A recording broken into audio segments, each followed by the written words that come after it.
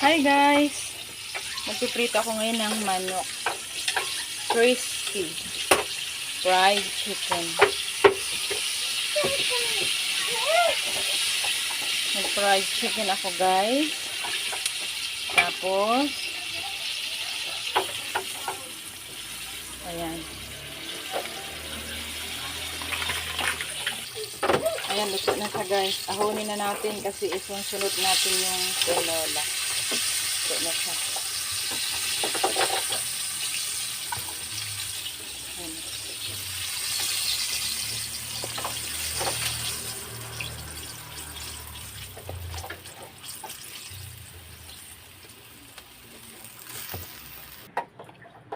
Tapos guys, ayan, nagpainit na tayo ng kaldero.